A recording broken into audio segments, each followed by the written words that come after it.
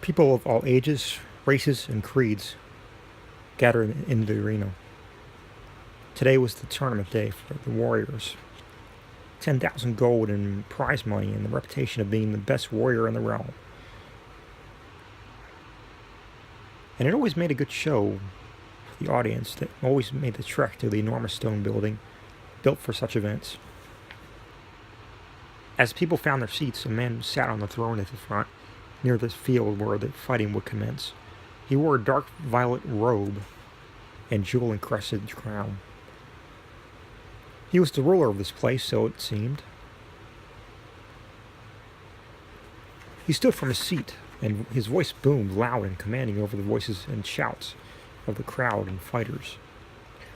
"All right, men, here are the rules." The armored and weapon-wielding men turned to face him.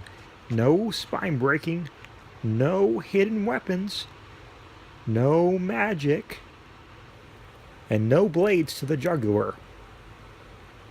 Other than that, have at it. With that, the fighting began as a large man in a leather skirt and not much else swung his broadsword to meet that of another man as they tried to disarm one another.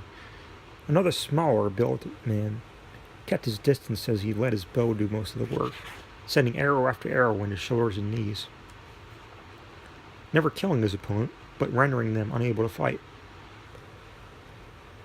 His dark eyes scanned the field for anyone who came for him and let them have yet another arrow to some unimportant place. The king watched the carnage carefully, until one man let a blade slip from his right gauntlet into his hand. The king's hawk-like eyes spotted this, and he raised his voice over those of the cheers of the crowd. "Hidden weapon! Disqualified!" The man roared in protest, looking to the other man as he held off the other warrior. "It's a fair strategy. I dropped my sword." "That is your fault. Go home or get killed. I don't care what you choose." He shot back, going back to his seat. The man growled and snapped the arm of the hand that was going for his throat before stalking out of the arena, having lost the battle, the prize and part of his dignity. The show continued as a live form in full armor and made their way around the field, cutting down their enemies but never taking a life until they met a mammoth-sized man in leather armor, armed with a short sword and shield. His body, what could be seen of it, was battle-worn and was scarred on almost every part of it. They said nothing to each other as the lithe form took their stance in front of him. The giant thought this would be an easy win, given how small and almost woman-like this person was. But that seemed to be a hindrance as they were just short enough to dive between the giant's legs as he swung the sword for the top of their helmet. They were behind him now and quickly slashed at the armor on his back, slicing apart one of the support straps, causing it to fall from his left shoulder, but it still covered most of his body, leaving that one place as an opening. "I do not wish to kill you," a deep voice said, muffled by the helmet, "but I wish to knock you the hell out," the giant growled, as he turned to face them again, bashing his shield into the person's body. They were knocked off their feet, but recovered in seconds, standing as they stabbed their sword in the ground for support. They drew the sword again and circled the giant. "Think you can beat me again, big man?" they challenged. "Beat you, kill you, and rape your wife, but that is for later." The giant smirked, the scars on his face moving as he did so.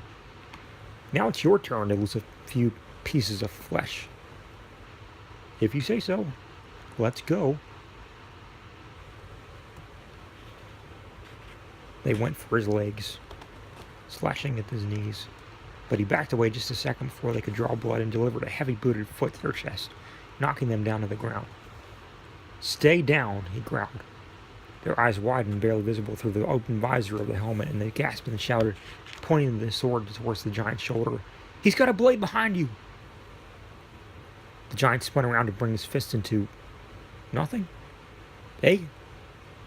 He turned back around to find the armored person gone. "Hey, he said no magic." There was a tap on the shoulder. He turned back around to be met with his opponent, their blade to his chest. No magic, just a lack of common sense on your part. Their eyes narrowed. Also, we're the last two. Now kneel and admit defeat. Fine. He growled lowly as he dropped his sword and shield and went to his knees. I yield. He held out his hands. I forfeit the gold. Good.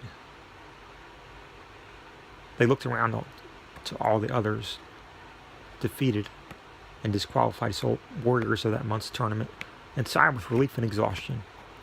The king made the final announcement after all the fighting had died down. We have our winner, my friends. He stood from his seat and walked out into the field. Come to me and remove your helmet so we may see your face, son. Yes, sir.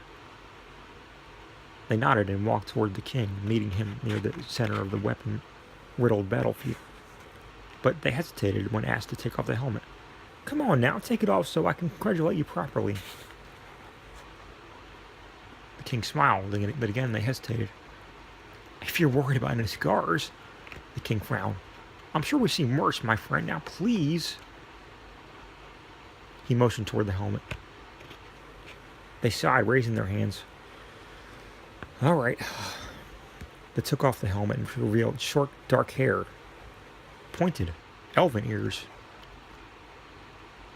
dark blue eyes, and the face of a woman. The giant rose from the ground, retrieving what was his as he laughed loudly. I was right. It's a woman faking the rank of a soldier. He continued to laugh as he approached them.